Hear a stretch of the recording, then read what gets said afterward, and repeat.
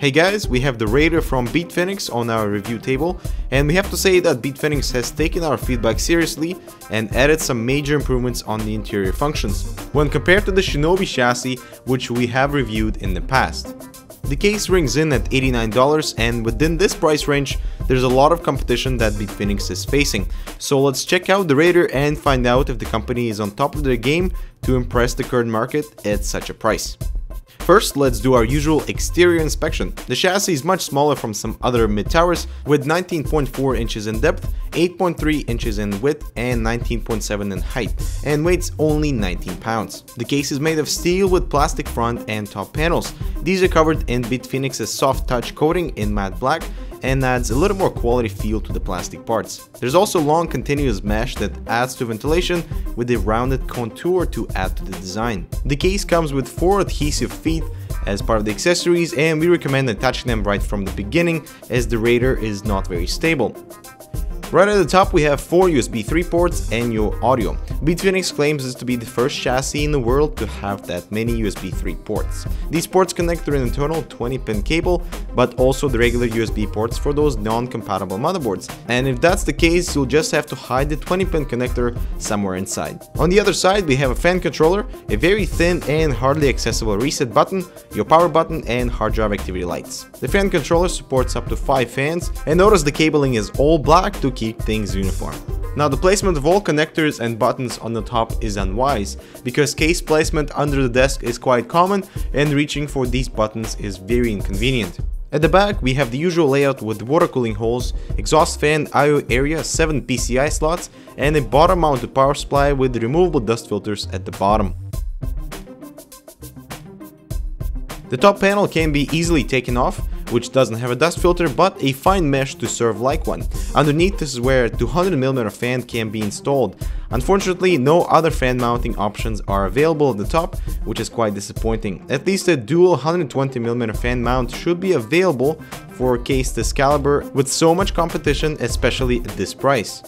This means additional expenses to the consumer, as the 200mm fans go for quite a bit of money. Moving on, the front panel has 4 optical drive bays and it's removable, this time with dust filters. Now the front panel has a lot more versatility with regards to airflow. BitFenix includes 2 120mm intake fans, and mounting for an optional 200mm fan is available. And to remove the front fans you have to lift them up through the optical bay area, and the bottom 3 5¼ drive bays must be free in order to have clearance. Due to the sizing and the weight of the chassis, this makes it suitable for LAN parties. However, not an easy case to carry without any support for handles. Alright, so let's open up the Raider, check out what we have for the internals. Taking off the side panel, it is thin and flimsy and does not contribute to the overall quality of construction. And if the side panels and the frame were to be a little thicker, this case would have felt solid. Starting from our usual spot, the Raider comes equipped with toolless 5¼ drive installation, below which are the 2 hard drive cages that use backward compatible bracket for both 3.5 and 2.5-inch drives. Then we have rubber grommets around the motherboard tray for expected easy cable management, and all the front cable connectors in black to keep the inside uniform. The top hard drive cage is removable, just with thumb screws to allow installation of longer video cards and also free up some space for the airflow. Now this is a feature that is widely used within the enclosure market, and props to BitFenix incorporating this into the Raider. Moving on, the power supply is slightly raised, and right beside that an optional 120mm fan can be installed. But as you can see, utilizing extra airflow from the bottom will not be possible with power supplies longer than 160mm in length. Checking out the back, BitFenix incorporates zip tie mountings all over the motherboard tray, which will come in handy for cable management, along with rubber grommets that are fairly small and might cause some frustration during assembly. For example, the 24-pin motherboard connector, which is surprisingly difficult to pass through these rubber grommets. The spacing to work with between the motherboard tray and the side panel is just under an inch, which is plenty of room for all the cables.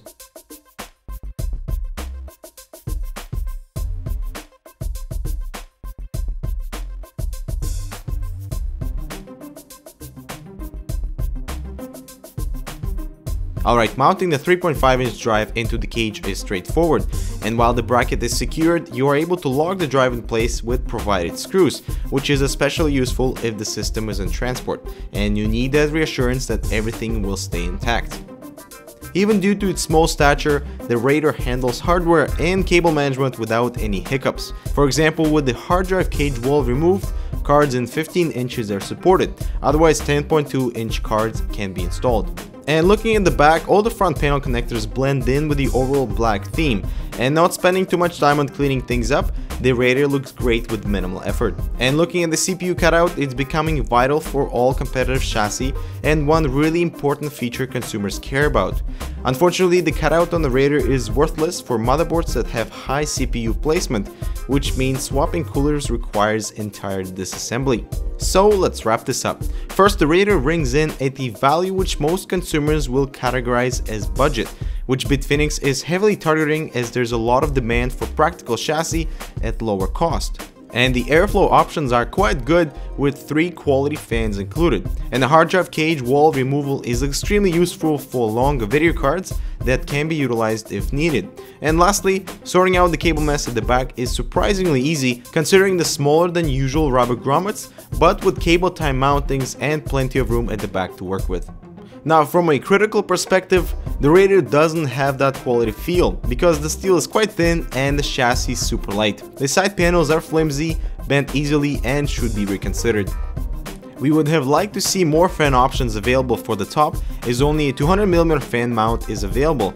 This limits not only your airflow possibilities, but also internal water cooling.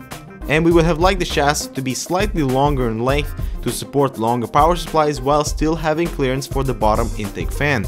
And lastly, the CPU cutout for our motherboard is impractical and should be taken into account for future designs.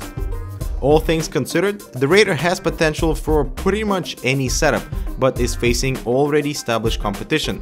While BitFenix is emerging as a budget brand, certain quality aspects are being compromised, which is something we think they should reconsider. And that is it for this review. Hope you enjoyed it, and we'll see you in the next one.